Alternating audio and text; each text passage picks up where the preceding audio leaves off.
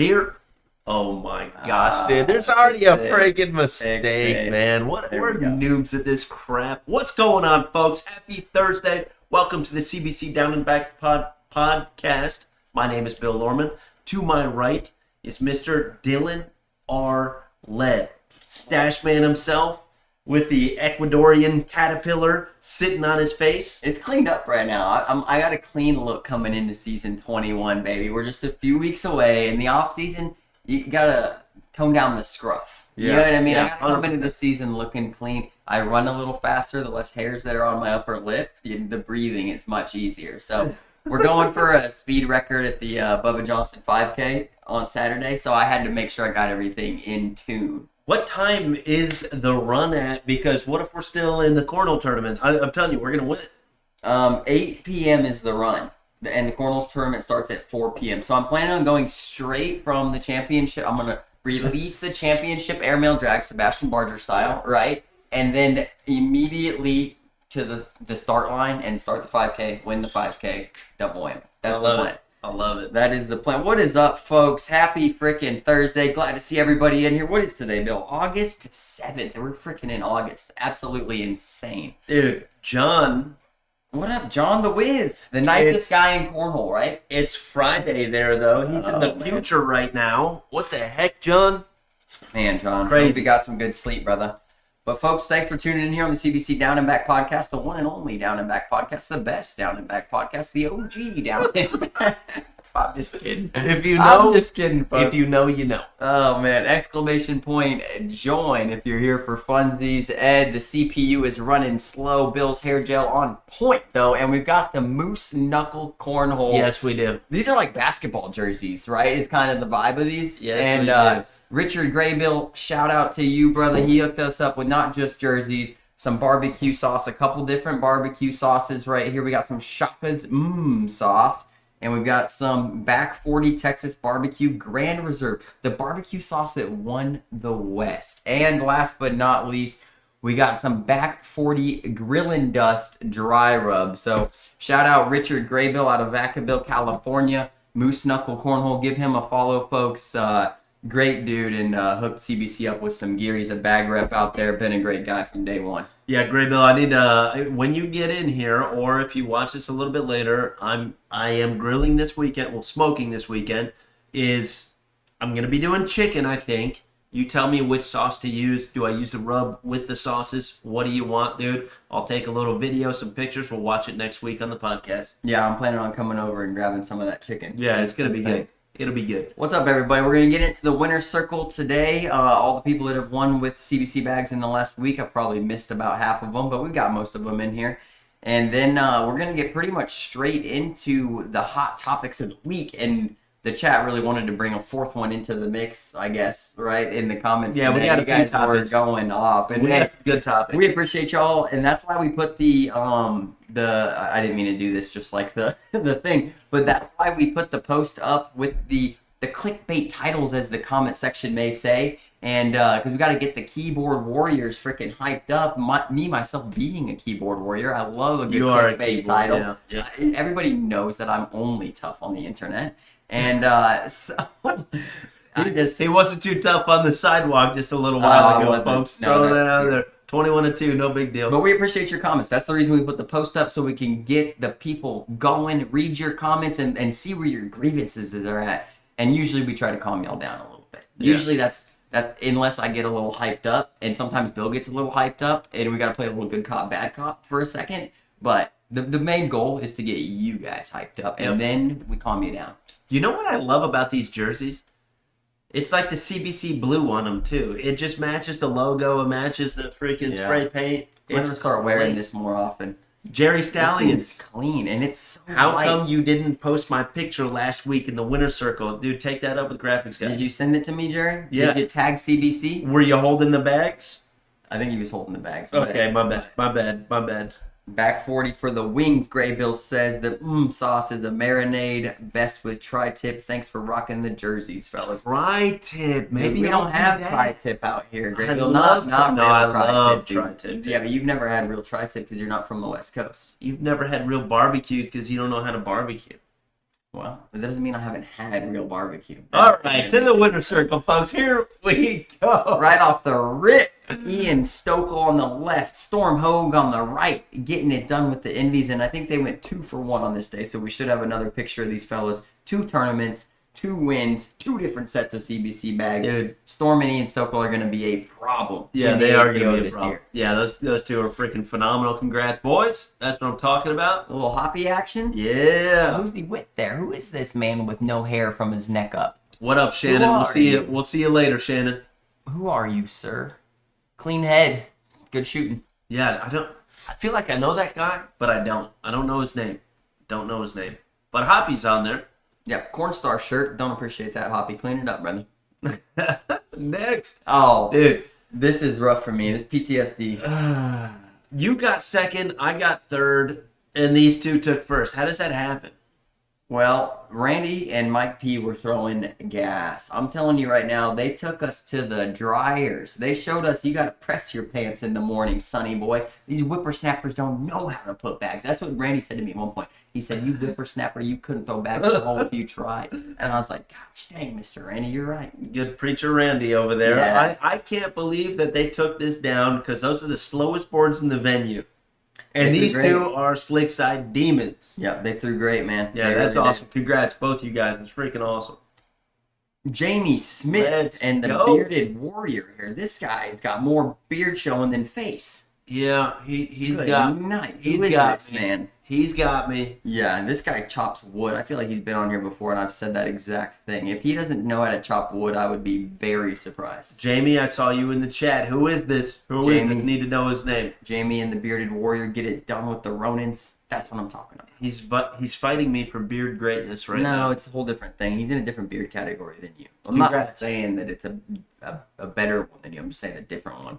Bink, Timmy Key, and a young gun shooting here. He looks like he's trying to be a part of the stash game. How long you been growing that out, fellas? 12 years? 13 years? I'm proud of you. The stash I'm game, proud of dude. you. Come on. Come on, We're not man. supposed to be roasting this early. Timmy Key, let's go. Anthony Kirk. I thought it might be somebody I knew, and then now I know. Anthony That's Jordan Kirk. Kirk's husband? Beard gang. Dude, he's... You got to get to know him. Yeah, Bink. he's got a legendary beard. Philip Swanson on the right, and partner Philip Swanson in the CBC shirt with the CBC Preds getting it done. First place. Got some nice wood out of this thing too, didn't they? Yes, sir. Hold the wood the other way around Philip- next time. Derek should Philip. have enhanced this for him. Derek should have done him a favor. He already done Superimpose it it. Yeah. Yep. I like it, though. Congrats, big dog. It's always nice to win some wood at a freaking tournament when you go. You Yeah. know what I all. mean? Bill's a big fan of wood. Speaking of Bill Borgens here with the Preds Bill gang in the house. This looks like Bill won the airmail challenge and got a bunch of money, but you know he's number one in my heart too. So he's got the number one held up there. That's what I'm freaking talking Not about. just Bill gang, also Beard gang. A little double B action. Yeah, love it. Hey, I need some of that good cherry finish stuff No. next time I see you, Bill. That's the high octane. Clean. Yes, super high octane. Back think when we I used found to, a bottle. Yeah, back when I used to drink, I hit that sometimes, and man, that'll wake you up. Yeah. It's a sipper. It's definitely a sipper. It'll wake you up, and then it'll put you down. You Yeah. know what I mean? Yeah. It's an upper and a downer. Slinging sacks in the chat. What up, sack slinging? Jamie Smith says he threw a perfect game for the championship. Anthony Kirk gas, That's what son. I'm talking about. Joe Collins here in partner. Couple Beard Gang Warriors right here. Throwing the carbons. I like that design right there. Yeah. Minimalist carbon. Getting it done out there in West Virginia. That's what I'm talking about. Think Joe Collins back to back, son. Let's go. That's freaking awesome. It's Carbons again. CNN in the background. Same play. Yeah. Go back. It's like 15 minutes later on it too. So he's winning tournaments quick over there. Nice. That's what I'm talking Yeah. about. Yeah. He's killing it.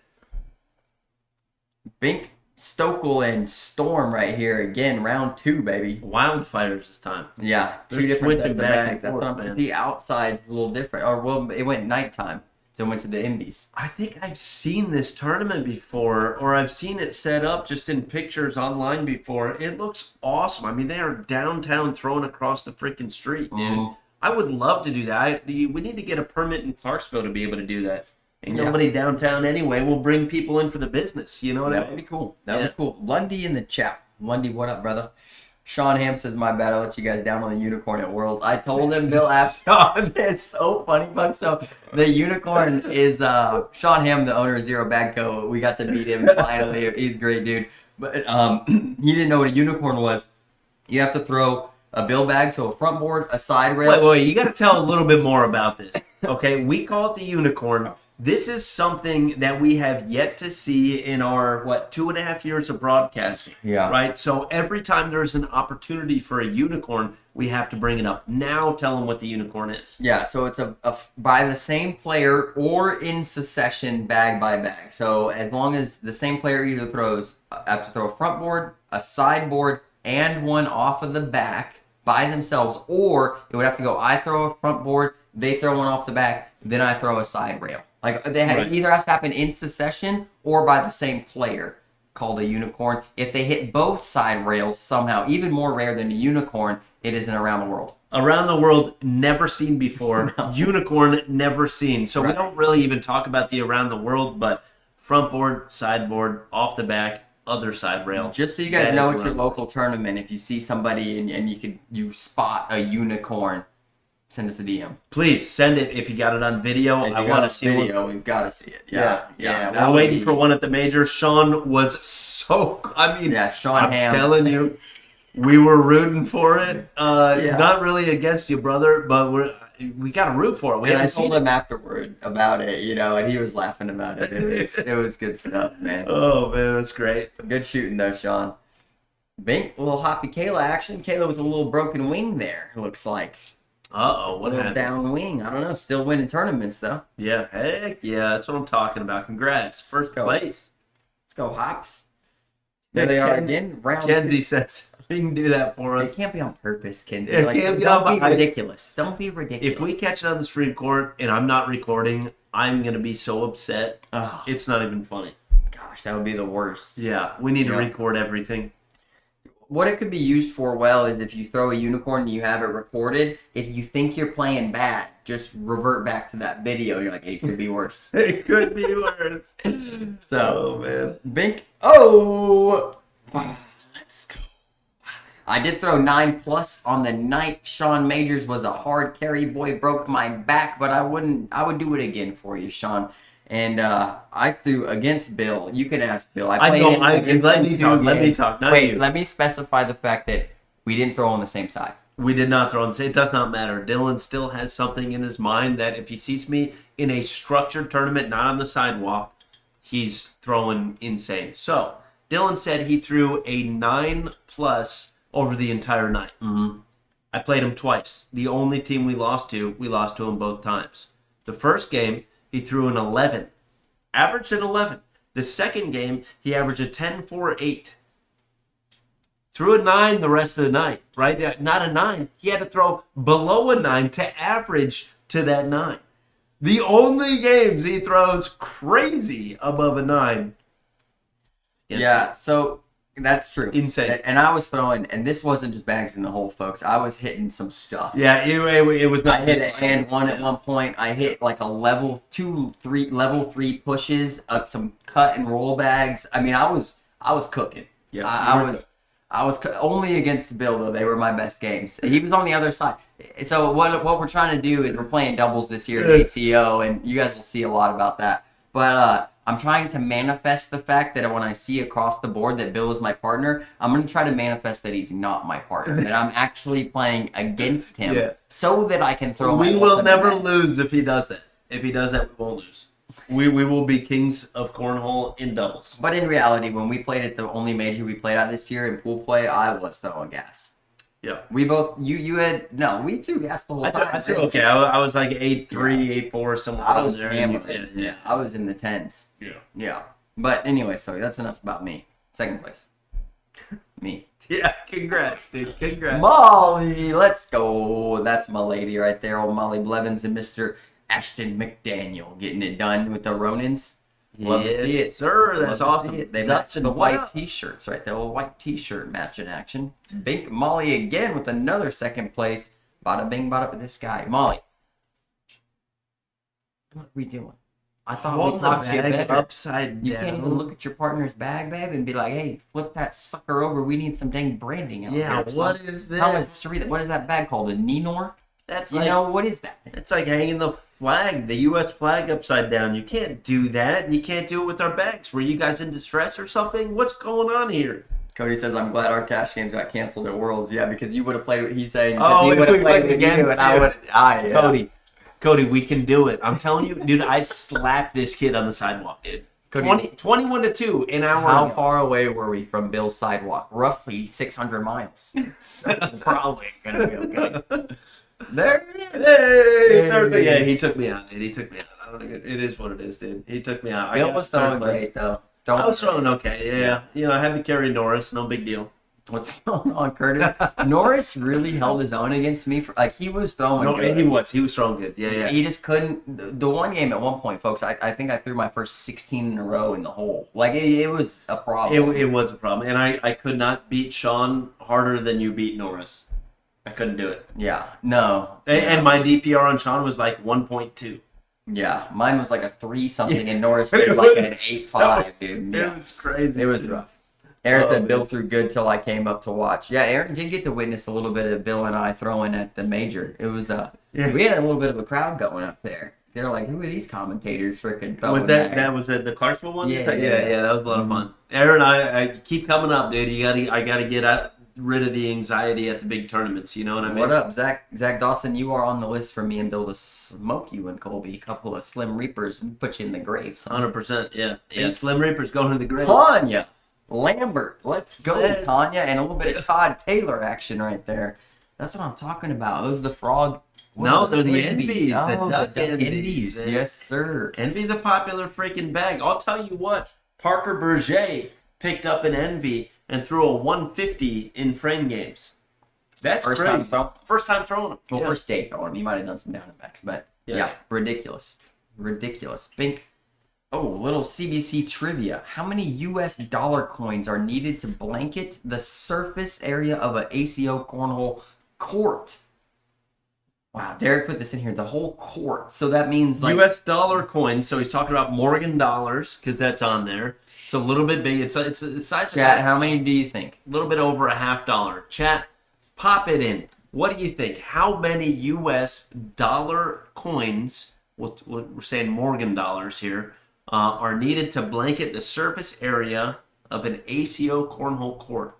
And remember, the cornhole court, I mean, you got a 3-foot step out from either side of the board. It should be the entire thing. Yeah. This is Derek's trivia, okay? He put this in there and surprised us. Next time, I'm going to be ready, and I'm going to put a little poll with some options on there for everybody. Yeah, we needed to pull this. That's actually true. That's a failure on our point because we could have set that up. 27,000. I like the guess. Let's get at least 3 guesses in here. The person that's the closest gets an applause from us tonight. Maybe next time. It was so cheap, dude. He was like contemplating in his head for as long as he possibly could. What can I say that's nice, but I don't have to spend a dime? That was a joke. This guy, dude. What are we doing? Are we gonna do something cool? Oh my gosh, Eric Porter in the chat. Fly bags. What is up? Dude, is that Hot Hands? Yeah, Hot Hands in the chat, man. Jamie has a guess in here. 23K. It's like whatever you guess first, people are going to be close to it. I know. That's crazy. And then they kind of fluctuated a little bit. 54,000. 5,600. What else we got? So I learned a little trick about this. 32,000 from Scott Mitchell. When you're guessing, like, you know how you see the candy jar and stuff, and there's a bunch of jelly beans in there, and you take a guess, and whoever guesses closest wins the jelly beans and stuff like that? Yeah, not that good of a prize, but okay. I learned a little trick on this, that if you take everybody's guess and you average all of them and then guess that, you more often than not, you're super close to what it actually is. Start adding. I know, that's what I kind of want to do. I wish we had a little... All right, let's reveal it. Hey, it's closed. Oh, what a guess from Gibby coming in late. Okay, we're going. We're hitting Branch. Bink, I don't know where it is. Good luck. Ready? Here we go. Bink. 12,194 Morgan dollars. That's gonna. Are we doing Prices Right rules or just closest? I think we do closest. It's Gibby. Yeah, Gibby, dude. Come on, man. You get the applause. That's what I'm talking about. Boy, Gibby. Gibby, you the man. You the man, Gibby. All right, folks, that is your CBC trivia. We're going to shift into events. We have one event to highlight that we're running this weekend. Right after that, we'll be getting into the stuff you guys have all been waiting for. Why'd you move the mouse like that? I don't know. All right, events. Ready? 3. This is only a quick transition. Bink. Here we go. One event this weekend, the Deputy Bubba Johnson Foundation's 2nd annual Cornhole tournament and 5K run. That's going to be this Saturday at the Rossview High School. It is in the parking lot. It's going to be hot. It's going to be outdoors. CBC is going to be there. Bill and I are going to win the freaking tournament. Then I'm going to win the 5K. That's all you need to know. $40. Bring $40. Get your butt smoked, son. We are going to win the tournament, folks. I'm feeling really good. I looked at the sign-ups, the registration and stuff. I mean, you know, it looks like number 6 in the world's going to be there. Looks like his mom's going to be there. You know, a few other bangers and stuff. I don't think it matters. I honestly don't think it matters. Number 1, it's outside. Okay? I have the advantage outside. Nobody beats me outside. That's number 1. At your sidewalk, yeah.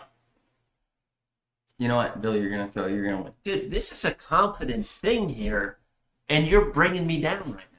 I can't be dishonest.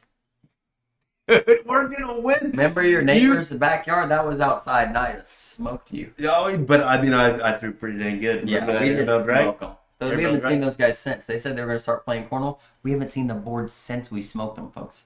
Haven't seen it outside. Yeah, they won't come outside. I haven't even seen them outside since we beat them. I'm glad your beloved's family going to be there. Molly and her dad love it. Lundy, can't wait to meet you. Outside. Can't wait to meet you, Lundy. Molly's calling you out, Bill. You're going to see what Tennessee has in cornhole. I'm just throwing that out there. Bill is very beatable outside. Okay. What are you talking about? I'm not beatable outside.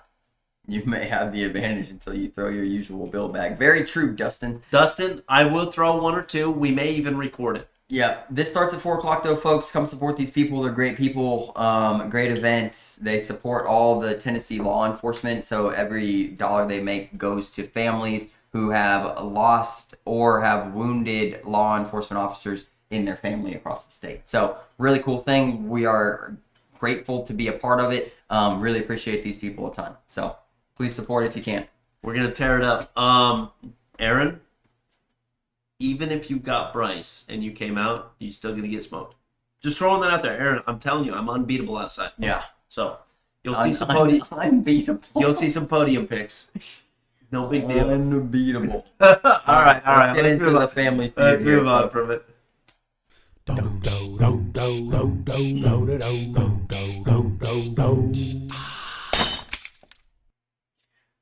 There it is. That's actually funny. That's right now. Folks, this is the CBC Family Feud section where we talk all things controversial cornhole, ACO, ACL, TCL, backyard. It does not matter. This week, I mean, this has been one of the most interesting weeks of cornhole that I've been involved with, without any play happening. This has no play happening at all. Usually right now, the off season is what we would call it, where everybody plays in the backyard, Bill smokes everybody, stuff like that. Everybody knows that. Anyway, the off season like this, usually there's not much cornhole stuff going on. And there's no news, there's no drama, there's no anything. Usually we're looking at maybe the new ACO rule book for the next year, something like that. We go over the rules, everybody gets bored and yawns, and then we kind of move on. This week, there's some cool stuff coming out. There's a lot of stuff coming. There's some crazy stuff coming out. Yeah, there are new rules. There's new ticketing. There's new ticket prices. There are the most switches of bag companies we've ever seen. I mean, I'm just going to say, this is the most we've seen people flip-flop from one company to the next. It is wild. And we have a complete inside view on this, folks, because we are giving out deals. We're talking to players. We're having phone calls. So this is very, how would I say, intimate to us, right? We're very enveloped in this thing. It's been interesting. Yeah. There is a lot going on. And yeah, there are ACL bag companies coming over. There are ACL players coming over. Yeah. I don't know how much of that we want to reveal. This season could get flipped on its head. Yeah. And look, what Dylan's saying, we have an inside track on a lot of this information. We'd like to share a lot of it with you guys. Some of it we don't share just out of respect for some of the people, some of the bad companies and things like that. I believe it is 100% confirmed, just in case you've been living under a rock. Fly Cornhole is coming over to the ACO. Yep. That's one that's happening that's actually insane. But there are others too, and there's others that I don't want to reveal yet. I don't care to reveal. Yeah, it hasn't been made public, so I don't want to be like the maker of the publicness. Right. Because that makes sense. Right, but there are a lot of things that we are going to make public tonight that haven't been made public, right? If you want to. Well, some things anyway. Yeah. All right, let's talk about the post we made today. You guys reacted all over the place on this thing. It's going to be, what happened here? Is it this one? I don't know. This is like a whole, go ahead. No. Oh my. Dude, what are you doing here? This one. Bingo. Hey, wait, no, that's not the one. That's not the. I can't scroll up. No, that's not the one. That's not. Oh gosh. All right, hold on. It's because we built it in a different scene as well. Well, it's because you did it. That's all. You fixed it. Hey. Bink. You might have to make a new one. But yeah, we made a post today. Should I stay or should I go? You guys will see it whenever Bill figures it out. We just need a screen capture. There it is. We'll just do this. It's not. Yeah, it's good. Not to the style that I like. That's all. I can't scroll up any farther than that. That's unfortunate. DPJ, Tristan, what is going on? Good to see you guys. Dustin said Gladiator closing. I saw that. They made a post. They done. Yeah, does that mean that they're closing their stuff in the ACO? Does that mean they're selling all their equipment and they're done making bags? Like, I don't know what it means exactly. I don't know the whole thing for that, but I do know when Mark Richards won with Gladiator bags, when he did, I bought a set. Just saying, folks. Just saying. Proof is in the pudding. That's what they say. We made a post today. I don't know. Should I stay or should I go? Really regarding sponsorships, and there were a few questions asked. At what point should players care about taking big money deals to care for themselves and their families rather than staying committed to a certain team or sponsor? We're talking about should you buy the ACO Worlds membership so that your ticket prices are lower, and what does this mean for payouts? And why the heck is Drew Waking and many more quitting the sport of cornhole? That's another big reveal. Let's take the Drew Waking first. Drew! Yeah. I know you love fishing, brother, but, bro, what the heck, man? You're a top G. Drew's been one of the best since Bill and I have been in the ACO. We are going to be sad to watch. We hope to see him at a couple tournaments, really. I hope that being done means, like, done chasing, done taking it super serious. But, hey, if I got time, I got a free weekend, and there's a major, here, I'm going to go throw. Yeah. Drew's a great guy, great player. Yeah, that's so I want to just, in light of this, RIP, Mr. Drew Waking RIP from Cornhole. Yeah. But I do want to end this with one story for Mr. Drew that we've had of Drew, and this was in Branson, Missouri last year. Drew played with Tom Gustafson. Yep, the original reverse Mamba, Jacob Coleman. That's for you. They were on the stream court, and Drew bill bagged. I hope because I was there, and that's why I was like, hey, in solidarity. You know what I mean? Yeah. He bill bags just bill bag is a front board for anybody who's new to the show. A front board throwing the bag. Anybody who's new. Yeah, it's exactly. Bill has weak noodly arms. He throws a lot of bill bags. That's it. Drew is so accurate when he throws a cornhole bag that he bill bagged so many times. This guy, it was insane. I've never seen Drew throw like this in my life. It was like 8 times in a game or something crazy. After the game was over, Drew came up, Drew or Tom came up and said, hey, are those boards a little bit far? And we went and measured, and the boards walked back about 3.5 inches. Yeah. It's about 3, maybe 4. It was right around there. And his landing spot is the same every time. It's the bottom of the board. It slides all the way up and goes. That is Drew's throw. And he is so freaking accurate that he bill bagged so many times that game because he knew exactly where it's crazy how good this guy is at cornhole. Sad to see you go, brother. I hope anything you do, I hope you have success at. Yep, absolutely. Everybody says he's a fishing prospect. I hope to see success in the fishing realm for Mr. Drew Waking. Yep. All right, Bill, what do you want to tackle next? Because I think that the first topic, at what point should players care about taking big money deals to care for themselves or families rather than stay committed to a certain team or sponsor? I don't know if the chat really talked too much about this. Most of the chat went a little nuts on payouts and stuff like that. Which we can get into. I gotta use the restroom before we get to the payouts. Well, we can talk about whatever you want, but the payouts one, it seems like we're gonna be ground in here for a minute.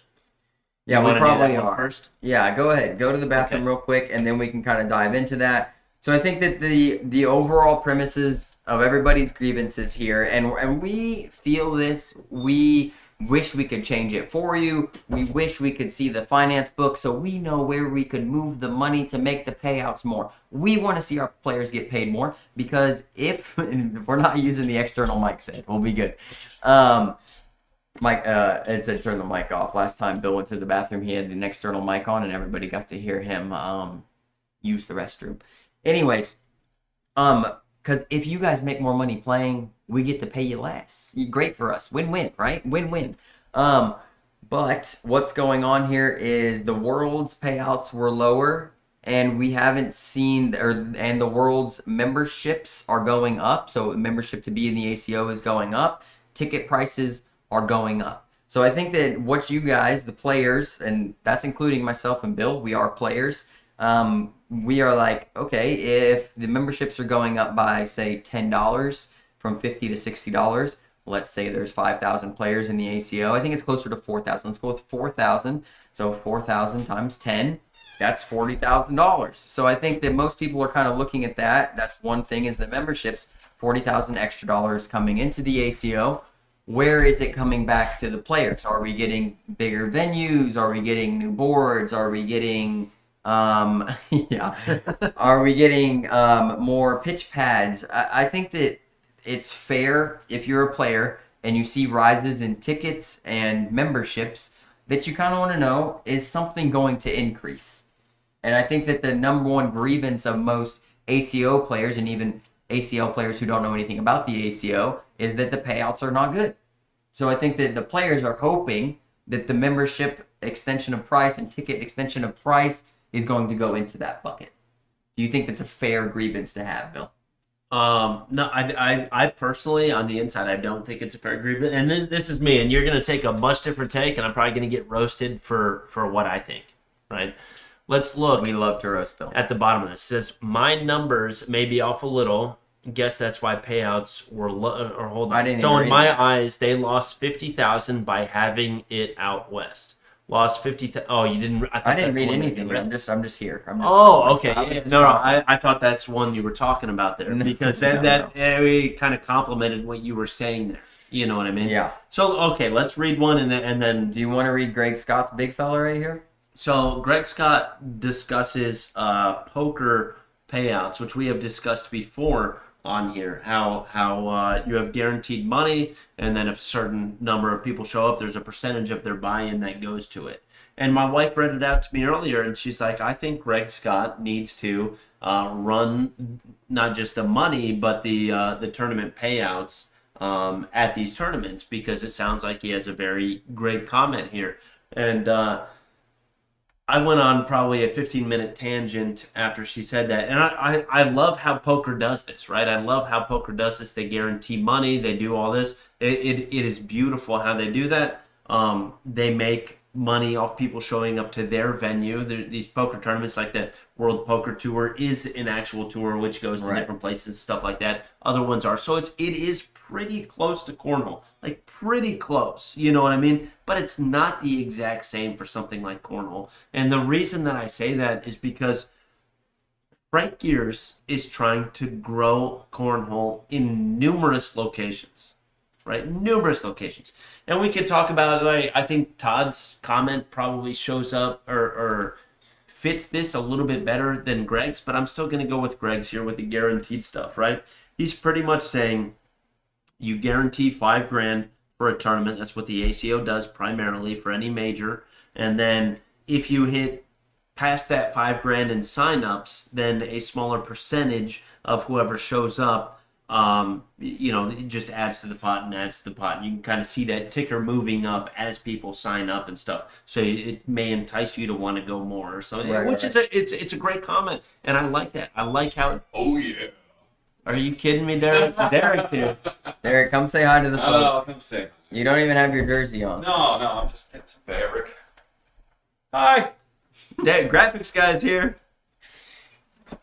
Oh, are you gonna hit that? Derek's No, bring it back. What are you doing? What are you doing? Oh man, Derek's getting crazy. And Eric, you make a good point too. That's assuming they don't take the free membership, correct? I'm guessing he meant free here instead of fee membership.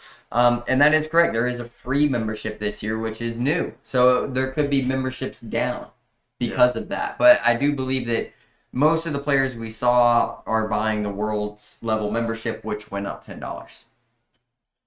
So okay, let's just finish this comment. I'll try to make it a little more succinct because I could honestly go on for about 15 minutes about this. I would just take an example, one example, ACO Europe Major. There is no possible way that the ACO made money on the ACO Europe Major.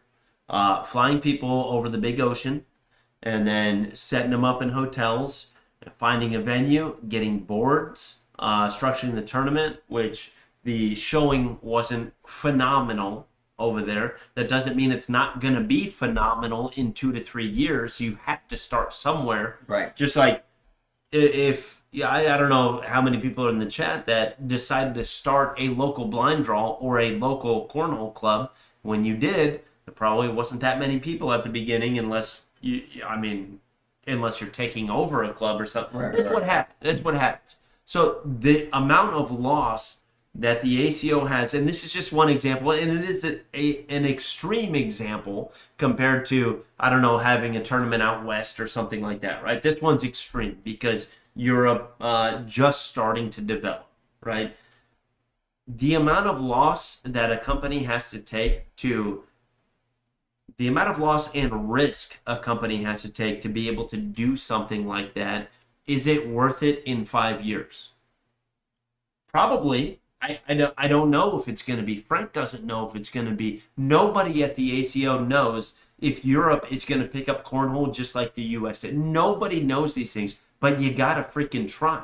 And that's what this guy is doing. So if we were to guarantee something at a tournament here and increase those payouts, that restricts, right? That restricts those options that you have to be able to try to utilize money to grow it in other areas like right. that. That's 100%. Yeah. This is the argument we make a lot, right? And I think that people, they tend to leave out, and then all they go back to saying is like, oh, so the big majors pay for the small majors, right? It's kind of how that argument ends up segueing. It pays for research and development is what I would say. And overall growth or hopeful growth of the ACO, right? Like that's the point, is like the areas where we're at, I call it the Mecca of Cornhole, the Cornhole Bible Belt, whatever you want to call it. Where we're at, it's freaking loaded, right? The tournaments are always big. Is the ACO, if you only go with those numbers, it's going to look like the ACO is banking, right? And I think we can agree on that, regardless of venue prices, regardless of staff. If you take it tournament by tournament. So Greg used, in this example, I believe he used South Bend, Indiana. Yes. And he took the players from South Bend. It's a big one every year. Greg, use an example of Europe. Use that example. Do the same thing with that example. Yeah, and see what the negative is. And don't just put in there, though. Don't just put in there that I know they have expenses. Because this is flights overseas. This is hotels. This is a venue. It's boards. They didn't have boards over there. Like, there are so many things to go for on something like that, to where they're probably negative, I don't know, 20, 30 grand just doing something like that. But in 5 years, it may pay out. Nobody knows. It's like, I guess in R&D fund for any company, R&D, research and development, right? If no company had R&D or had funds or priced that into the price of their product, we would never have the R carpet. We would never have it. Right. We would still have duck cloth, cornhole, but you know what I mean? Like, nobody would have tried anything new, but you have to take a loss sometimes to be able to hopefully grow it into something new. And look, I want bigger payouts. Yeah. I do too. I am on board with you. I love this. We've talked about this numerous times, and having it as a step-up basis per the amount of people that join. But I've never seen their books. I don't know anybody that's ever seen their books. And I don't know how they operate like that. I have no idea. Right. And another great point that was brought up too and I talked to my wife about it. I'm sorry. I know I'm taking Go a ahead, lot of time. go ahead. I'm sorry, dude. Got it nailed down. Frank is never at home. Right. I didn't see that comment. Yeah. Let's say let's say Frank makes $100,000 a year. You could say he makes millions. Nobody freaking knows. Let's say he makes $100,000 a year. Would my wife want me gone as much as Frank is gone from his house for $100K a year? Knowing your wife, I would say no. Probably not. Probably not. I would never see her. I would never see my family. I wouldn't see my son grow up. I like he puts in so much work to do this that if he's not making over that, I it's crazy. I wouldn't do the work that he does for less than that. Like that. Right. That is absolutely insane how much he has gone from home. Now traveling to hotels, the flights everywhere he goes to develop new areas and things like that. That is money that he is using that the ACO made as this profit. That is not cheap. Everybody knows traveling for cornhole is cheap. This guy literally travels 10 months out of the year. It's crazy. You know, so I'll stop. But that was kind of my last point on something like that too. No, and I think it's just really hard for us to know what's going on because most of the people that talk about this, and it's because it's the majority of people in cornhole, are in what I would call the privileged cornhole areas where there is a ton of tournaments going on. There are a ton of players. The majors are big, so it's like, why aren't the payouts bigger here? Well, the people in the West Coast are really happy with what's going on over there because even though their player base is low, starting low, the payouts are the same, right? So you're incentivized because essentially, I don't like using the word steal, but you're trying to steal the ACO players from the West Coast and pull them into the ACO. If we based it off of, participation, then the payouts will be too low to ever grow into those areas. And we've discussed this like a ton of times. So what we don't know is the loss. And what people never talk about is the loss of the smaller majors when they factor in.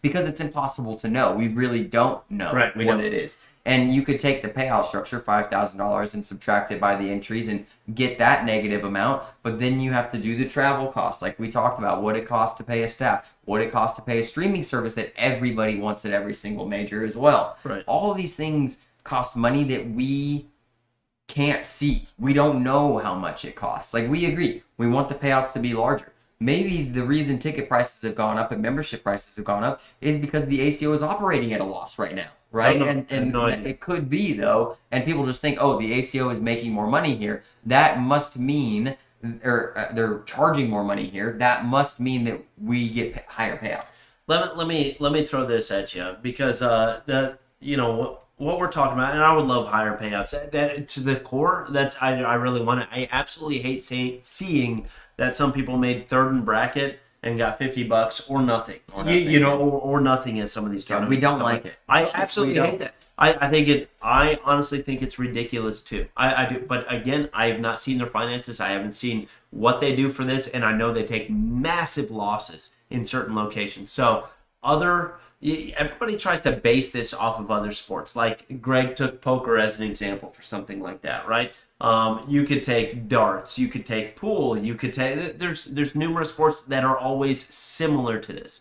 But if we took a sport that was similar, high school basketball, they charge families to go watch their kids play.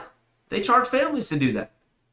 Should the ACO, what do we want? Do we want to charge spectators to come in? Anybody that's family that's not playing, that doesn't have a ticket in any event whatsoever, has to pay just to go watch or be with their family? I don't want that. I don't think you want that. Would that bring more money for yes, 100% it would. And at some point, this sport will need some sort of spectator audience for it to be successful and get the payouts like everybody's talking about. It will need that, and I'm not saying paying to be at venues. I'm saying a huge audience online. Yeah, Eric Porter says, would like to see ACO modernize branding, go out and grab some corporate sponsorship. I agree, and we 100%. Talk about this a lot, Eric. And I think Frank always says also, like, if you have something in that realm of things that you can bring to the ACO, he will give a percentage of that, a finder's fee, I guess you would say, right? If you bring a national corporate sponsor to the ACO, you will get paid for that referral, Okay. right? I mean, so if anybody has connections to something like that, and I mean, maybe you would want to ask where that sponsorship money is going. I don't know, right? But if you're like, hey, I can get this sponsor for $200,000, but I want to see payouts be this, I think there might be something to work out with that, right? If you want to go argue that fight the real way, I think you should do some of the groundwork, right? It's why we don't sit here and just pound the ACO and payouts, because Bill and I aren't doing anything actively to help the ACO earn money for payouts, right? Like, we're doing our best to get players in the sport, to help our own players, our own brand, and continue the ACO to even operate at all, right, is a win for us. And we brought our live stream into this. This is something that we put together ourselves and helped us out with our brand new cameras that we had. But before that, we didn't have cameras. Well, we had, the cameras that we got, but we want to show it as much in a professional light as we possibly can, because we want more viewers. The more viewers you get, exactly, Dustin said, or maybe grab a TV deal. What has to happen before you grab a TV deal? You have to have some sort of viewership or some sort of demand for people to want to watch this sport. And that's what we try to do every time we stream and broadcast, is try to pull more people in. We're super interactive with the chat. We talk about the technicalities of cornhole to try to get people excited about this. The more viewers, if we had 5,000 viewers on YouTube, you don't think other sponsors are going to hop into this? 100%. They're going to get coffee companies. They're going to get they're going to get all sorts of stuff, performance enhancing stuff. Vitamin. There's all sorts of things that could join cornhole and pay for some of these payouts and stuff like that. But the viewership and things like that need to get up. You can't just go to a TV station or ESPN and be like, hey, we don't have any viewership, but we'd like to put this on your channel. They're going to laugh at you. You have to have some sort of track record to go up and show them, hey, this is the demand for this. It's crazy. We need to make this professional because, your broadcasters or your cameras are way better than ours, Yeah, I don't know. I mean, we try to compare this to a lot of sports, and poker is a tough one just because of the entry fees into poker are insanely different, right? I mean, a low-level tournament is a few $100s. To get just to show up, right? And you have to play. I mean, what percentage of a poker tournament pays out, Bill? If there's 10,000 players, about 10%. Right. So roughly the same, because I think when we looked at cornhole tournaments, they're paying roughly like 12% or something. Well, the amount of players is about 10%. They get paid out. So they get paid out. So usually when you sign up for a poker tournament, they don't take money out of your buy-in for it, but they charge an extra fee for it. And then they expect, if you make the money, to tip a large portion of your money to the dealers and stuff like that that are dealing the final table. That's usually what happens for that. In a cash game, though, for poker, if you're playing cash games, they take money out of every pot. So every hand that is dealt, they take a certain percentage out of those pots, depending on how big that pot is built. Yeah, so much different. They're making money the entire time. Literally, the faster you deal and the faster you get these hands over, and the better cards that you give people, the higher the pots are built. So the more, as a dealer, you want to do that. Yeah. I mean, I just don't know where we drive this conversation, folks, and I'm sure we'll have this conversation more throughout the year. We do our best to incentivize players when they win so that we can help them out. We understand that people are upset with the payout structure. I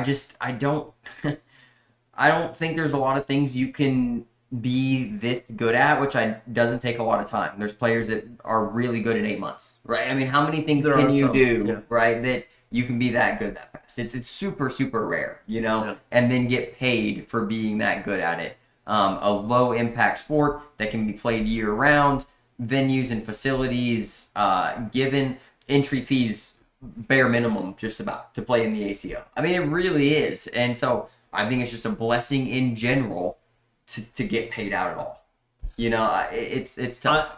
Look, people should get paid for winning the tournaments, and there's just nothing I can really say. I know I'm arguing right now on behalf of the ACO because I know what they're trying to do as, a business mind and stuff like that. 100% I know what they're trying to do. And I hate to see the posts of people that didn't get paid for high placements or got paid so little for high placements that it doesn't cover the hotel that they went to stay at. I absolutely hate that. I do. What I think of, though, is this is still kind of the ground floor for cornhole. Like, it really is. If we can get viewership, if we can get people excited about it and make it a sport that is intense, that people want to tune into and watch, that want to follow the players, something that we haven't had. And this would, I promise you, this would set cornhole up for huge success. And something that we haven't had is a superstar. An absolute superstar that's on there doing a Subway commercial because of cornhole. We almost had Hulk Hogan. And somebody has to be built to that. And that takes the ACO doing that and other people doing that. But it takes that amount. We almost had it. But it needs to be somebody that people are rooting for, that they want to see, or even rooting against. It doesn't matter. Views are views for something like that. But you need a superstar to get people excited about that sport. That's all. Yeah. So in poker, how that became popular, 2003, Chris Moneymaker. Do you know how he got into the main event and how this guy won it? No, I think you told me the story before. Satellite tournament, free entry into it. He had to win 2 tournaments and got a free buy-in, $10,000. This guy was an amateur, went in, won the World Series of Poker. I believe the payout was about $3 million that year for him. A guy off the street, a guy that worked a job like me, like you, like everybody else, showed up, won the World Series of Poker. All of a sudden, poker after 2003 went insane. You can look at the numbers for entries into main events after 2003. I believe in 2009 it was like 12,000 people or something like that. And there was only a couple thousand in the first one. Like crazy. We don't have that superstar, the guy off the street that, number one, made a ton of freaking money doing it, which is great for poker being able to do that. But still that superstar that everybody's rooting for. Yeah, and Stephanie Burgess says online poker too, right? They're able to get more income from online poker as well, an avenue that really cornhole doesn't have. Yeah, we'll talk about that some other day. I'll go crazy about online poker. Yeah, let's McKenna Kopp wants to bring up another topic real quick, and let me roast you real quick, McKenna. Talk about having 4 main events for women in one day. LOL. Wild. Yeah, wish I could play 4 events in one day. McKenna, must be nice. I'm glad your privilege is such a burden to you, and you win so much that your little arm gets tired. Okay. You know what I get to play? Wait. Not juniors, not seniors, not women's. That your little arm gets tired when you throw women's, and then women's doubles, and then co-ed, and what's the 4th one? Women's doubles, co-eds, women's doubles, single, whatever. It's exhausting, Susan says. Oh my gosh, Susan, I feel so bad for you that you get to play more divisions and have more payouts possibly and have more fun. I get to show up and play for a quarter of a day and I'm going home after I feel so bad for you. Woe is me. Woe is me. I wish I could do it. Freaking kidding me. Freaking kidding me, folks. Come on. Where's the men's division? That's what I really want to know, Frank. Frank, where's the men's division? Where is that? Men's between 19 and 54. You have to wear cutoffs, though. You have to wear sleeveless shirts if you're in the men's division. 19 to 54. Men only. Men only. Yeah, with facial hair and cut off sleeves. That's the new division. And we're playing 16 events a day. With 100% payout. Sorry, for 5 McKenna. years so that we can freaking catch up on this crap. We're just joking, McKenna. I'm sorry. No, I'm sorry. Oh, McKenna, I'm sorry. They made haters. me play. Look at all the ladies banding together now, calling us haters. Meddling against us. We're misogynists at this point. When I go to a major, I want to have options. I don't have options. I have co-ed, singles, doubles. That's it. Those are my options. Co-ed only if you blind, know a woman. only if I know a female, right? Right, if you find one. Yeah. Yeah. Yeah. Gotta find one. Gotta go out on the freaking prowl to get myself a co-ed We've partner. talked about this before. If you are a junior female, you got all the freaking choices. A senior female, you got all the choices. Yeah, Jeremiah Ellis in the chat. I heard that he's gonna braid his beard and play in the women's division next year. Hot take. Yep, I did hear that too. William Taylor, I am him. What did William Taylor say? What He are we said, talking? no, he said Jeremiah Ellis is him. I don't even know who Jeremiah Ellis is. Hopefully he'll be relevant next year. That's what I've got to say. I was going to say we'll see you in pool play, but we won't. Dang it. That's what I got to say. Jeremiah, I'm playing singles just to smoke your red-bearded butt.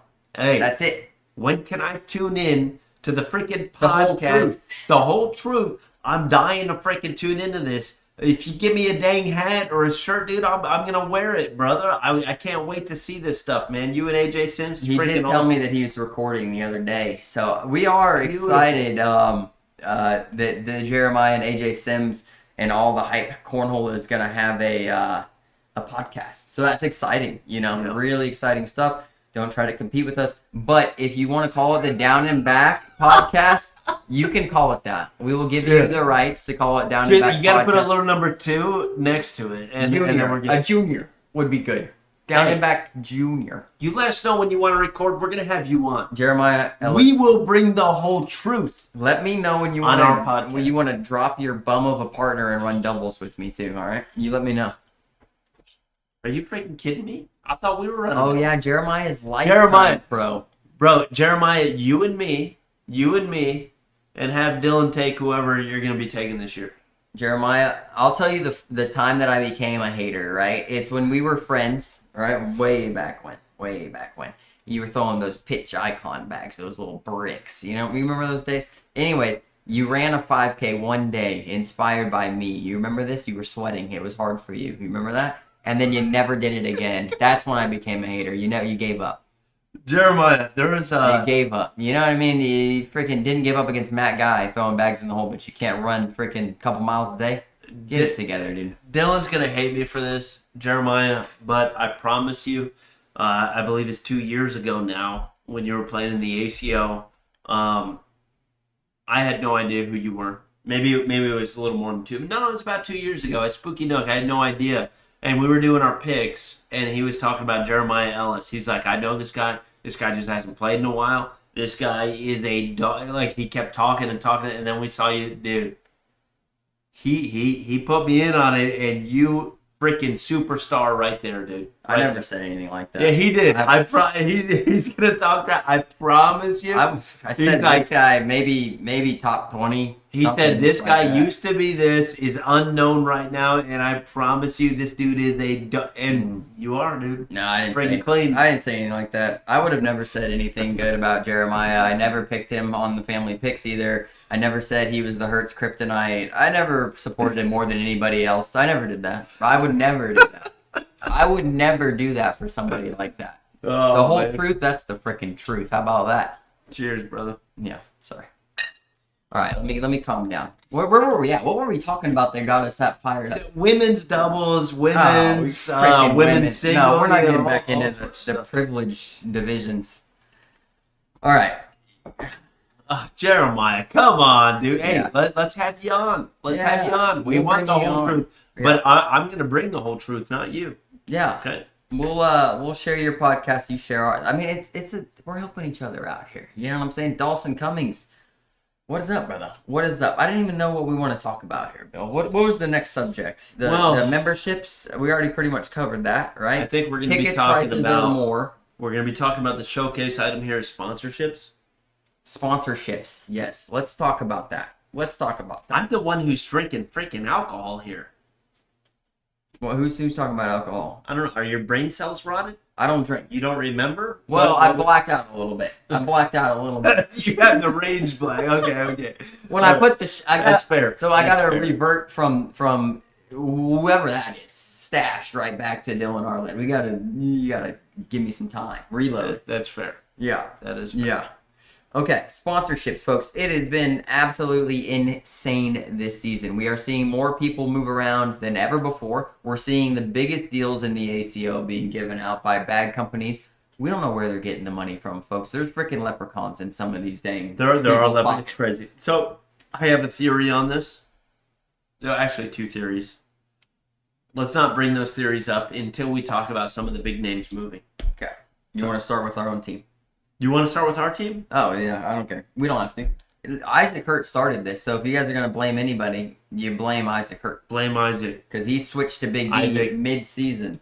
Love you, Isaac. No, I love you, Isaac. I'm just I love you, Isaac. But yeah, he did. He moved. Yeah, he went moved to middle Big of D. the season to Big D. I love John. I heard John paid $2 million. Yeah, I heard something like that too. Real close. Somewhere between $1 and $2 million. Yeah. Somewhere in there. But yeah, Isaac went on the move. Number 1 player made a move middle of the season. Unprecedented. Maybe unprecedented. That is I wouldn't say it's unprecedented, but a player of that caliber moving mid-season. Caliber.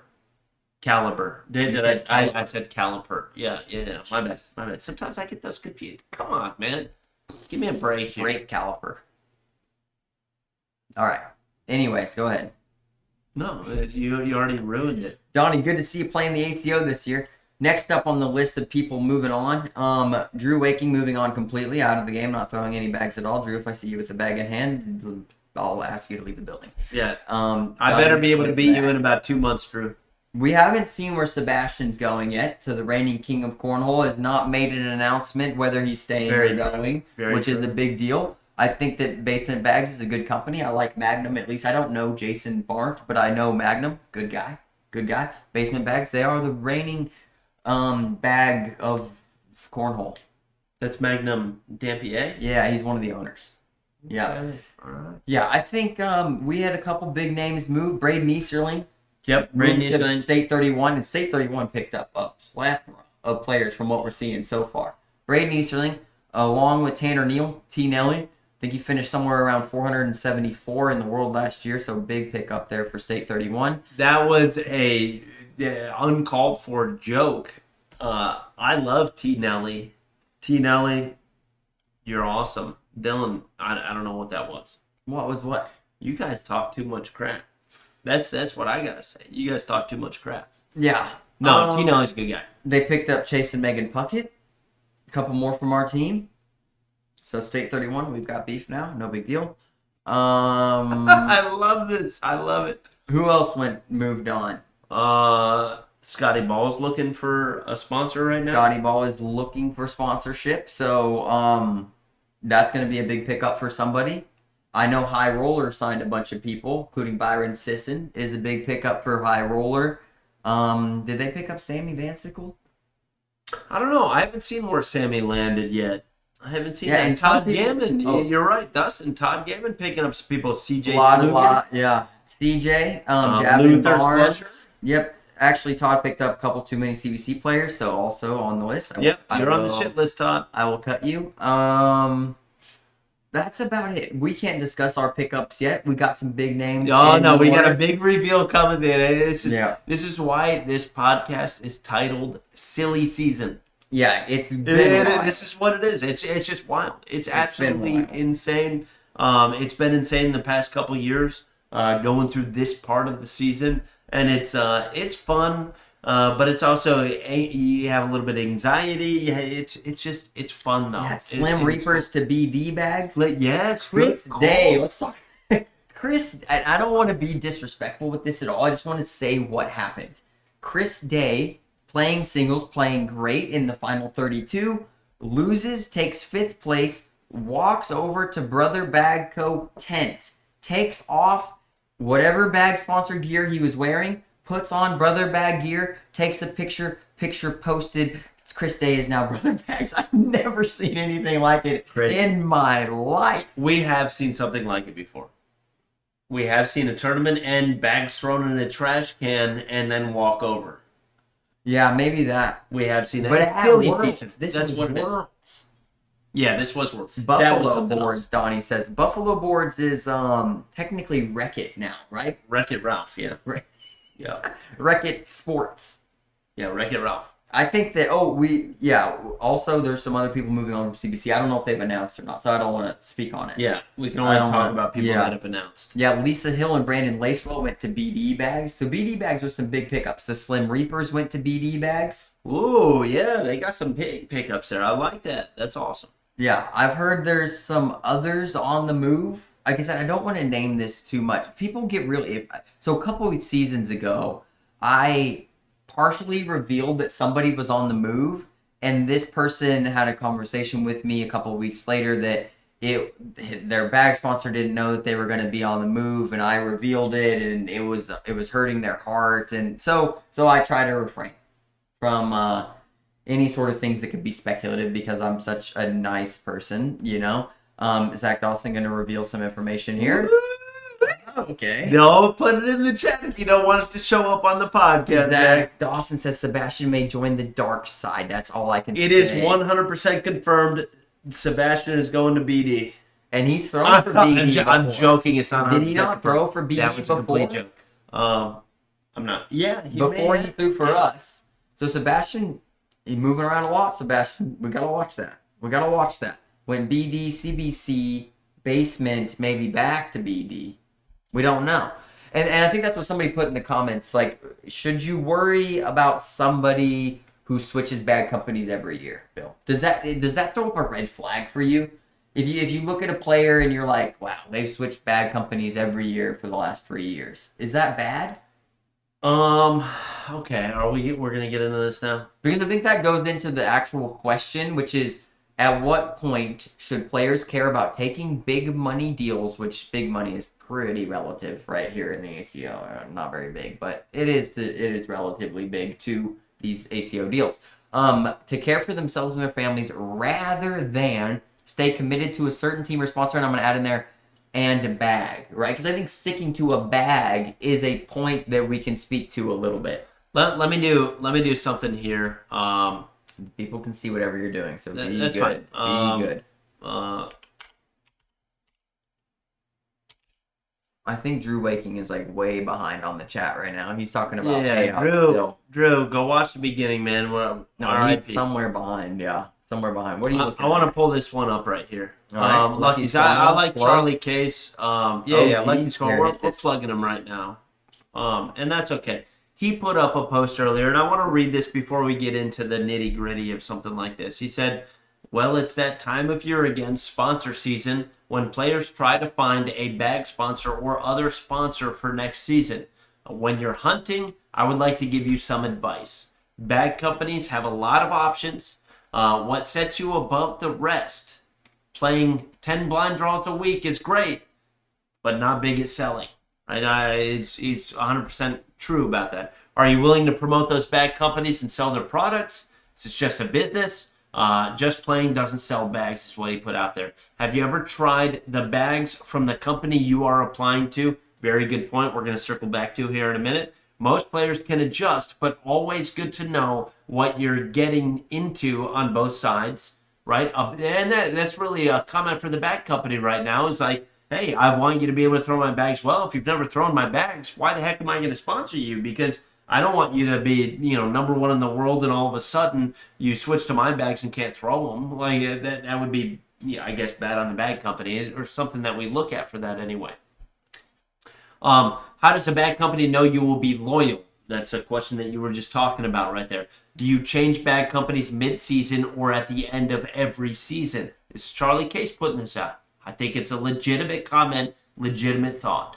Can you trust the bag company to actually follow through with their promises? Another one that I want to talk about at the end of this. Will this company treat you like a friend or a commodity? Another one I want to talk about. Like there are so many. That's why I like this comment in here. I don't think we need to read the rest. The rest is what it is. You know what I mean? But he comes up with the wonderful questions here, specifically about loyalty or changing midseason, and does the company actually follow through with their promises? I will tell you a little bit of a story from last season when a bunch of people that we knew that said, hey, I want to take this deal, and then moved to a different company for a much, much, much higher offer. And then about 2 months later, maybe a month later, that offer was never made good on with that company. never made good on whatsoever. I promise you, no matter what pro is leaving our company, no matter what pro is staying with our company, everybody will tell you we are people of our words. And I said people, not men. I don't know why I did that. I should have said men of our words because we're all men in this company right now.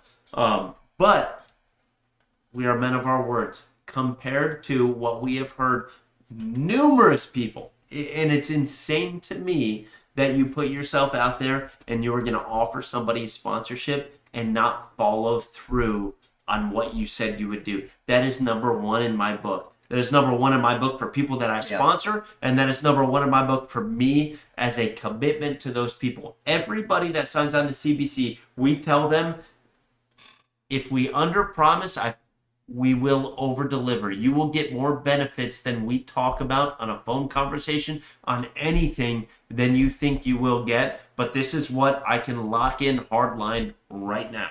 Yeah, we've never missed a payment. We've never fallen through on a deal. We have told players, specifically said these lines, our company will go bankrupt before we miss a payment to a player. 100%. And one thing to know about CBC too, a lot of the players maybe think that our deals look like low balls, right? Because of the other deals going on. What I'll tell you the difference is CBC's deals that go out to sponsor players are from CBC money. There are bad companies, and I'm not hating on this, but I'm just telling you why our deals and maybe some other companies that only operate as a company in a business are lower end deals, because we're not dipping into our personal bank accounts. Some people are dipping into their other businesses or their personal bank accounts to hope to front this money to then build a good team so that maybe it'll pay off later on, right? And I understand doing it.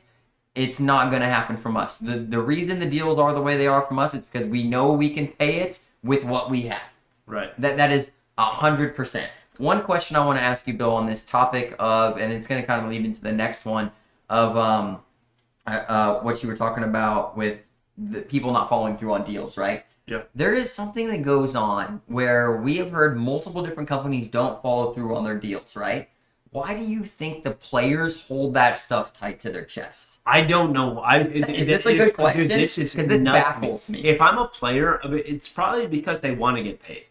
It's probably because they want to. And these players, I've heard numerous, I'm not going to name any names whatsoever, numerous players that have to threaten their bag sponsor with going public on it prior to getting any sort of payment because they haven't gotten any sort of payment for being on that specific team. And that's the deal that they agreed to. And that, to me, absolutely crazy. What he's saying, insane if you have to threaten to do something like that. I can't wait for the day.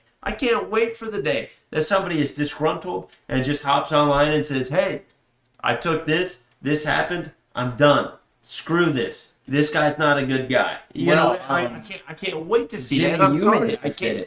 Jimmy Humans just did it to all Cornhole. Yeah, he's like, well, the season was tough considering in the beginning of the season my sponsor stopped paying me. Yeah. And it's like, but he still didn't name them. Like, it's like this weird thing where the players, it's because we're friends, all right? Like, I mean, all our players are friends to us as well as sponsored players. So I would assume that's the same for most bad companies. So it's like, well, I don't want to really hurt this person, but I really want to get paid. And there's like this weird fine line that's walked where it's like, well, I don't want to out them. Like, they're not that bad of a person. You know what I mean? Yeah. Like, maybe I'll just suck it up and not get paid. And I think a lot of that's happening, right? A lot of it is like, I'll just suck it up. Like, this guy's struggling, and maybe people are telling, maybe sponsors are telling people sob stories of why they can't pay. If you're doing that, garbage. Shame on you. Shame on you to tell somebody you're going to give them something and then not deliver it, right? I mean, these people most of these deals are handshake deals, you know, good on your word type deals. And for you to ruin that trust with somebody who took a risk in your company and showed faith in your company to even maybe fill out an application and then accept an offer after probably weighing out multiple offers, just shame on you if you don't follow through with that and then try to tell a sympathy pity story to get by on you not holding your word. We've heard those too. Yeah. It's like, oh, I'm supposed to get paid at this point. So you got to throw it for 3 more months until, we've literally heard everything on this, and it sucks. It does. It does. And I promise you, everything. I mean, we've never been. Aaron just put a comment in there as a CBC sponsored player, right? And he's sponsored. I would like somebody to show up that was sponsored last year and not sponsored this year, and just say. And I know we've had posts online of people saying that. Hey, they held up to literally everything and went over and above what they would say. It's not going to happen with every company. That being said, let's move into what we've been hearing about other companies too. Right, and I want to read this comment real quick from Aaron. Aaron said, have you guys ever had a player take the money and run? Absolutely. 100%. 100%. We had one player this year. Well, one that was like really one money that was crazy. Money given up front, a lot of promises made, a lot of trust that went on. How did we react to this situation, Bill? We let it go. We let it go. We made a deal. Mm-hmm. And it's a learning experience for us. I don't consider it a learning experience for somebody else. You got to get smarter as a bag company. You know what I mean? It was one for us. And our deals tightened up a little bit this year because of that, because we don't want to get screwed like that. So 100%, somebody did take the money and ran. They did. Yeah, and Frank says contracts exist for a reason. And that's true, Frank. I agree with you. Contracts, and he said contacts, but it's contracts. I got you, Frank. I'll clean that up for you, brother. Don't worry about it. It's free of charge. We contract most of our big deals, things that are going to eventually lead to like tax type stuff. That stuff we're usually going to make contractual, right? Just to kind of cover ourselves on the legal side of things. Yeah, I believe if somebody makes over 600, then there it has to be filed. Yeah. Well, I got to get addresses, social security numbers, this and that, to be able to send tax information over anyway.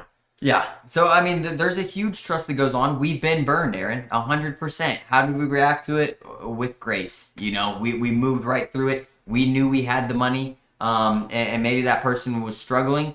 What we did this year is we're not paying anybody up front anymore, right? We got burned on that deal that we did, and it was one of 2 deals that we did that, one of 3 deals we did that way. Yeah. So, on the upfront money, 33% of the time we've been burned, we just won't do it again. Right, that's just, we learned our lesson. It's not gonna happen. Yeah, fool me once, shame on you. You know, fool me twice, shame on me. So we're not gonna go to the fool me twice situation. We're just not gonna do it. It hurts. It does. It hurts. But you know, you got to deal with it. We made a contract with somebody, and that's how it goes. So yeah, kind of stinks. What else? What was another question here, Bill? Drew, I just want to say I can't wait to talk to you further, buddy. That's all I want to say. But it is what it is. Drew, everything you did. I mean. Uphold. Drew, you're the freaking man, dude. Yeah. Wore all the gear, threw all the bags, did all the stuff you're supposed to do, Drew. You played literally some of the best cornhole we've seen in the last 4 years. You deserve the world, brother. You really do. You do. We wish we could do a whole farewell tour for you.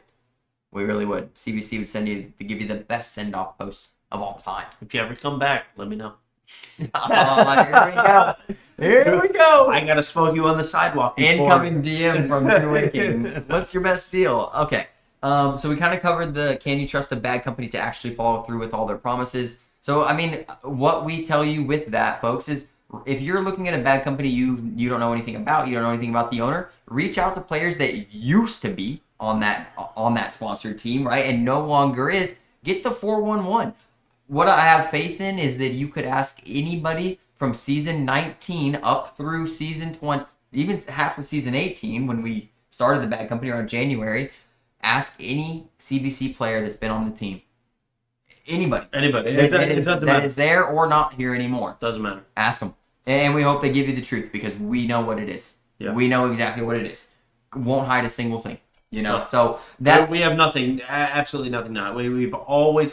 it's always come first. Customers and our sponsored players and our bag reps have always come first. Absolutely. That is what it is. There's never been a question about anything. Not one. Right. Not one complaint. I can't wait to hear the first complaint. Yeah. And so Bill, as a bag company, how do you know the player will be loyal? So, I mean, there's usually a track record. You can see it a little bit with some players. Most players are pretty loyal. 98% of players are going to talk pretty good about your company. They're going to be pretty grateful for what you have. But they're going to be people that talk bad behind your back. Oh, I did this and they only paid me this. Or they under-delivered here. Or maybe they throw the bags on a live stream. That's a bad look for me. I understand you're frustrated. That's a bad look for me. we have taken on people that display these risks because as a faith-based company, we want to give people the opportunity to grow. But with that, we have hard conversations with these players that go, if you do this, you're done. It's not even we're going to take a couple bucks, we're going to change something. It's you're done. You know what I mean? We suspended a player. I believe we are the only company ever in the ACO to suspend a player from. Yeah, if you don't know the story, and not really a story, but and we're not. No. What I'm saying is there was an infraction made that looked very bad on our company by a player. We suspended all of their benefits for 6 months. I mean, we did it. They stayed on the team. They stayed loyal to us. They understood. We kept them on the team, but we suspended their benefits. I mean, it was legit, and it was a hard decision for us to make, but we had to be true to what we say, and we have to hold ourselves and our players to a standard. Yeah, 100%. It did happen. So yeah. A couple more things I want to talk about just on this subject. 3 years ago, nobody in the ACO was sponsored by anybody. Yeah. Just want to throw that. You guys are all throwing ACL bags paying full price, so don't forget about that. 3 years ago. 3 years. So just want to throw that out there, number one. Number two, what have we heard, Dylan? Tell me what we've heard on insane contracts. What have we heard? We've heard $2,500 up front. We've heard $5K up front. We've heard $8K up front, and we've heard up to $10,000 contracts. That's what we've heard, folks. Look. So knowing that, Dylan, and this question here on Lucky's Cornhole about how do I know somebody will be loyal? You can't match we'll go to the lowest. We'll go to 2,500. You can't match that. How do you know that they'll be loyal? Yeah, I don't. You're saying if we have a player, they have an offer for 2,500, but they stay on the team? Is that what you're saying? No, I'm saying that we have a player, they get another offer for 2,500 from somebody else that's going to pay for their cornhole, all year maybe. Who knows what that'll pay for? And so they're like, hey, I'm leaving. Never thrown their bags, never done anything like that whatsoever. So that's what I'm saying. What do you think about that? Is that, hey, I got to look out for number one. I'm going because this is what's best for my family, or is there something else? Because me personally, I gotta say, if you got the freaking offer, man, good luck. As a bad company, that's what I'm gonna say to somebody else. I hope they don't screw you, and good luck, and I hope you tear it up, dude. And I really do, because everybody that's been on our team, we say faith, family, four baggers. Yep. They are considered family. Sebastian Barger, you're my family brother. You've been on the team, and I absolutely love that. You won King Cornhole. It's a year too late, though. 1 year too late, Sebastian. No. But I still love you, dude. And it's wonderful that you did that. And anybody that leaves the team, I feel the same way about. Right, you know what I mean? Right. So if, let's say, hey, somebody comes up, and that's why I said the lowest amount, the lowest amount that we heard, the 2,500. Yeah, I think it's really tough, and I agree with what you're saying, that we want people to have the best for their families. We understand times are rough. You want to get paid for your efforts in cornhole. I would just, a warning of greed. Do not be greedy. It's a sin, right? So, I'm going to bring it full circle. If you're chasing the money, usually it doesn't lead you down the path of righteousness. And that's how I feel, right? I mean, you're gonna take a biblical approach to it, of course, and that okay. I don't know you will, and that's okay. Some would say that that's not an argument that you could make during a discussion like that. But why can I not make the argument? We're not gonna get crazy We're not gonna get crazy into this, but I would say be weary. You know what I mean? Be weary of choosing the money over people will produce for you, right? Because that's what it may be. Hey, and let's say you get paid 100%, but are you going to grow in relationships? Are you going to grow emotionally? And I think that this is something I talk to a lot of people on the phone about with CBC, is that this team rallies behind each other. And I think there are multiple other bag teams that do the same thing. I think the majority of them don't react that way, right? It's just like, okay, I'm going to put together this team. Let's get everybody throwing my bags, and I'm a bag maker, right? We literally... Last year we had 20-something players. I would say I had a personal relationship with roughly 19 of those people, maybe 20, right? I would say there were 2 or 3 players where I didn't really have the opportunity because of time and them playing or not playing or communicating to get to know them. But the vast majority, I can literally call a friend. And I could call them up, and if I needed help, or they called me and they needed help, that both ways we would help each other out. So that is something that we use as a team, is we know we've put together a team that supports each other. If you guys were in the Facebook CBC Messenger, you know how much this team is supporting each other. Yep. They're linking up as partners to go to majors. They're sticking around longer. Everybody's always watching, and that's what's great about it, is because they see somebody, they're going to sweat with you. You know what I mean? You're in the freaking championship, you're in the king seat, you're in whatever. They're going to sweat with you. You're going to sit there and watch you. They're going to talk, good about it. If you look at the Facebook Messenger or you don't, at that point when you're in there, just know everybody's freaking rooting for you. And we're always watching it because we love to see it. It is never going to go unnoticed by us, number one, but mostly by the team too. It's never going to go unnoticed. Yeah, and the team hypes itself up. It is very cool. That's something that I hope is unique anyway, and I absolutely love with our team. Yeah, and like I said, there are multiple players that we've helped grow, not only as a player, but, and I'm not trying to self-plug here, I'm just saying, if you're a bag maker, I hope that you feel the same way about your players, that you feel you have a personal connection with them, because it's so rewarding to literally see these people. I'm excited, they're excited, I haven't seen you in 3 months. It's the freaking best. You know what I mean? Yeah. It's hugs, how you doing, how's the family, how can I help you out? You know what I mean? What do you need? And then you get to support them all weekend long. And that's been one of my favorite parts about it. I mean, I'm the PR guy for CBC, and I really feel like I have personal connections with everybody, Last thing I want to say on this, and this is it for me. We've talked about it enough, in my opinion anyway. Last thing I want to say on this is, if you feel the best decision for your family is to take what I don't know if you're quitting in a year. You know what I mean? I don't know if you're quitting in the next 6 months. I don't know if you're gonna stick with cornhole as far as cornhole runs, and so I have no idea. So whatever you think the best decision is for you and your family, I'm gonna support you. If you've been on my damn team, absolutely love you. Gonna support you regardless of the decision. It's not gonna matter. Just don't make it freaking weird at majors. Come up, have some fun, dude. Let's do a fireball shot.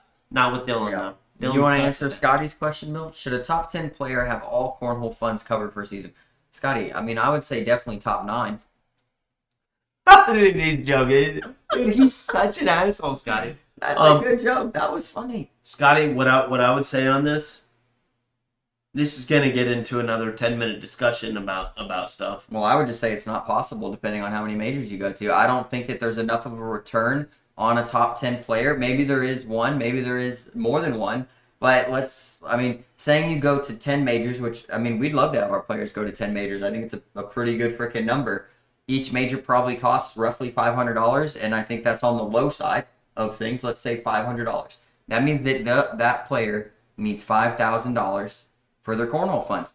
That means in bag sales, Bill, how many sets of bags do we have to sell to cover that deal? So, okay, we'll talk about this real quick, just for a second. So let's say that $5K was offered to somebody, and this is just a completely mythical thing that we're talking about here. $5K offered to somebody. How many bag sales would you have to do throughout an entire season for that to break even? Well, I was going to say for that to make sense. We'll say to break even first, right? Yeah. We sell bags roughly on average. On the website it's $80. After we give donation bags and things like that to cancer, to there are numerous benefits that we do throughout the year, and that's something that we love doing. And I don't think we would ever risk for a player or anything like that, just because we like doing those things. So the average price goes down a little bit because of that. So we'll say $70. We'll say $70 per set. Right. For $5K, let's say, and this is just numbers off the top of my head, 100 sets would have to get sold to break even, and that takes care of the cost of the bags too. Right. We'll say 100 and you're not because including the materials to fill, all sorts of stuff like that. And I'm not including shipping in any of this, which is another $10 per set, no matter what. It's absolutely insane for shipping. So we'll say 100 sets to break even. Yeah, 100 sets of bags. When I say break even, if I paid somebody to make these bags,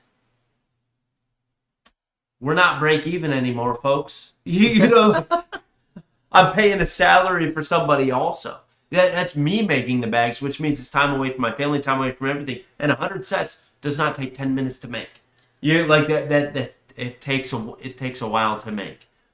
So that is that's number one, leaning on something that this 100 sets is going to get sold because of this one person, right? And that's just to break even. That means I have to do all of this not extra work because it's our core business, but the extra work that we do, which is streaming at majors, right. Having a podcast, trying to come up with the best graphics, and being able to discuss things like this because a lot of people don't have that crystal ball into the view of what bag companies have to do, right? So if I had to pay somebody to do this, though, that's even worse. So I'll do it myself, right? And I would say, I don't know, for the low price of 150 sets sold that year from that one person,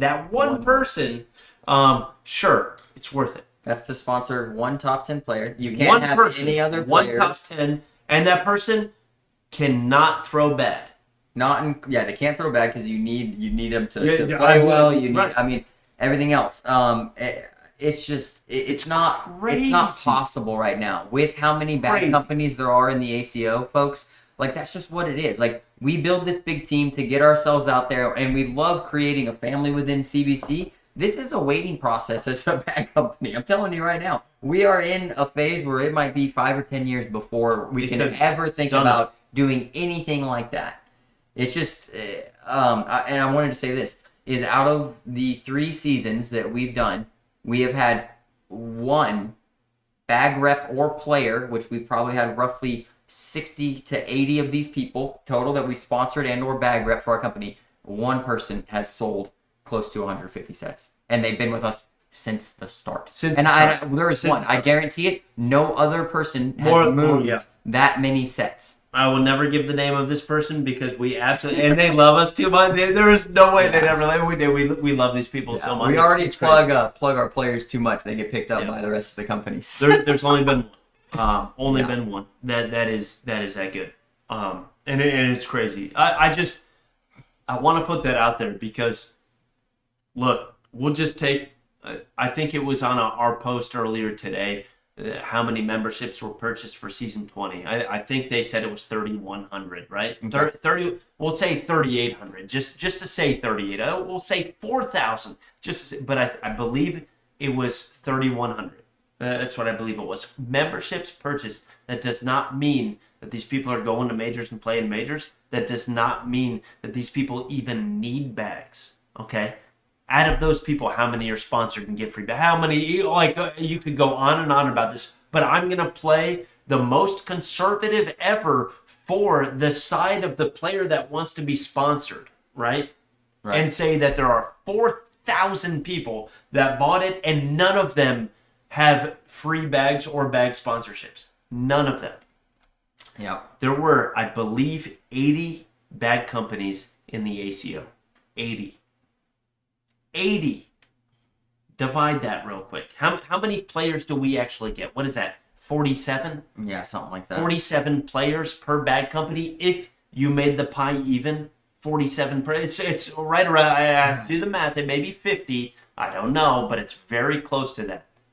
Yeah, and so Scotty, poses a good question. So why sponsor any player at all if they can't make you money? Well, I'm not saying they can't. It's R&D for a company. We're not saying they can't. What we're saying is we can't fully fund the expenses. We help as best that we can so that we can continue to be a part of the ACO, help grow the ACO, help that player out. What we're saying here is that they can't sell 100. They're not selling enough sets to break even on a fully funded player, which is the question that you asked. If we're talking about people only go to 4 majors, like, sure, we could maybe fund that, right? That's just not realistic. Plus, you want your brand out there. Sponsoring players has definitely a benefit. I'm just saying that you cannot break even on somebody who has all their expenses paid for. Lynn, look, nobody saw that, Lynn. Yeah. Randy said he sold 250 sets last year. Randy, we need more of you in the cornhole community, brother. Yeah. Look, we wish we could. We wish we could. I don't want to. I'm not trying to say anything personally about CBC, but we've always tried to push the envelope with the company, and we're always going to continue to do that. And I'll give you 2 examples on how we did that. Number one, we started a live broadcast with it, right? And we tried our hardest on this live broadcast to get people to come in, interactive with the content, interactive with every shot shaping, literally everything we could possibly do. That's one example of how we tried to push the envelope on something. And we still do that. And we still do that, 100%. We think that it's invaluable to cornhole. Let's say that our broadcast brings in 100 people a year. Well, we'll say 50 people a year. They're not all coming to CBC. They're going to, that helps the entire sport grow. That lifts every other bag company. We have no idea if they're coming to us or not. We do that on our own freaking dime for this stuff, just to make that happen. Okay, that's number one that we do for it. Sorry, somebody's. Oh, you're okay. All right. Sorry, somebody came in the room here. We'll be quiet about that one, I guess. I don't even know the damn train of thought. You're talking about the broadcast. The other one is the podcast, I'm assuming. Well, no, the podcast is a part of it. No. There's something different. Thank you for recollecting my memory here. Applications. We were laughed at last year for doing a application for cornhole. Laughed at. People put comments on the thing, and they're like, "I've never seen an application." What bad company is not doing an application this year for cornhole? Which one isn't? Because it's crazy. It's insane. And we're trying to grow it like that because we want to give the players their due time. And there's a head floating in the middle of us. Oh, man. All right, get it going. I love it. That's my son, folks. He wanted to come in here and he wanted to put on the green sky. I love it, son. Yeah. Hey. Applications were Bill's idea last season, and they worked out great. I think that there was an ACO. It's okay. There was an ACL company or a couple that were doing them, but we just were bombarded with Facebook messages, and we were like, how do we avoid this? You know, we're like, all right, applications. And now, yeah, like Bill said, especially the relevant companies that you see doing the most social media posting, they, almost all of them that are really, I wouldn't say all of them, but a lot of them, more than there was, because there was zero, right, are doing applications. So we try our best just to help evolve the sport, get more people into the sport, having these conversations. Who else is having conversations like this, right? I mean, and this, hopefully, you guys enjoy it. Hopefully, it's good for the sport of cornhole. Like, we're not over here demonizing the sport of cornhole, demonizing the payout, the ACO, the players. I'm trying to push the envelope on it. Right. I'm trying to make everybody step up their game. And you know what? This year, some of those offers, I'm not going to say it's because of us, but a lot of it is probably trying to compete with other bag companies. So those offers that are coming in, I am happy for. And I honestly, deep down inside, I hope we're all as successful, cornhole bag making companies anyway, all as successful. So next season, we can all make offers like that. But I'll tell you what, it would be wild for a company to make those offers. Now, if you're a company that is going to sponsor one player, maybe it wouldn't be wild for that. Maybe it'd be okay.